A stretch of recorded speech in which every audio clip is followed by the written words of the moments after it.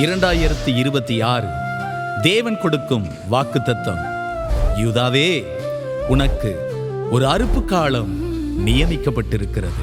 ஓசியா 6வது அதிகாரம் 11வது வசனம். யூதாவே, உனக்கு ஒரு அறுப்பு காலம் நியமிக்கப்பட்டிருக்கிறது. யூதா என்றால் கர்த்தரை துதிக்கிறவன். கர்த்தரை துதிக்கிறவனே, கர்த்தரை துதிக்கிறவளே, கடந்த காலங்களில் வறண்ட நிலத்தையும் வளராமல் கருகி நின்ற நாற்றுகளையும் காய்ந்து போன வரப்புகளையும் பாழாய் கிடந்த தண்ணீரற்ற நிலத்தை கண்ணீரோடு உன் கண்கள் கண்டதல்லவா? நிச்சயமாகவே இந்த ஆண்டு உங்கள் கண்கள் அறுவடையை காண்கிற ஆண்டு. விசுவாசிக்கிறவர்கள் ஒரு ஆமேன் சொல்லலாமே, ஜெபிக்கலாமா?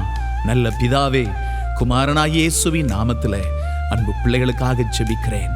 கடந்து வந்த ஆண்டிலே பிள்ளைகளுடைய கண்கள் வறண்ட நிலத்தையும் காய்ந்து போன ஆண்டவரே ஐயா வரப்புகளையும் பார்த்து பார்த்து ஏங்கி நின்ற நாட்கள் உண்டு. ஆண்டவரே, இந்த வறண்டு போன நிலம் என்றைக்கு வயல்வெளியாய் மாறுமோ என்று ஆசையோடு காத்திருந்த இந்த அன்பு பிள்ளைகள் இந்த ஆண்டிலே ஆண்டவரே ஒரு அறுவடையை கண்கள் காணட்டும் ஐயா.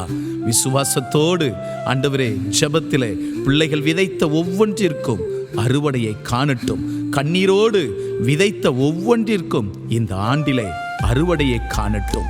மீட்பர் இயேசுவின் நாமத்தில் ஜெபிக்கிறோம் ஜீவனுள்ள நல்ல பிதாவே, ஆமேன்.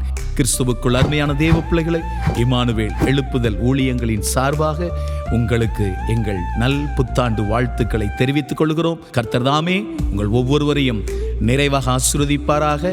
இம்மானுவேல் ரிவைவல் மினிஸ்ட்ரீஸ் என்கிற யூடியூப் சேனலில் எங்களுடைய நிகழ்ச்சிகளை நீங்கள் கண்டுகளித்து ஆசீர்வாதத்தை பெற்றுக்கொள்ள உங்களை அன்போடு அழைக்கிறோம். கர்த்தர் தாமே நம் ஒவ்வொருவரையும் புதிய ஆண்டிலே மகிமையாய் வழி நடத்துவாராக. ஆமேன். God bless you.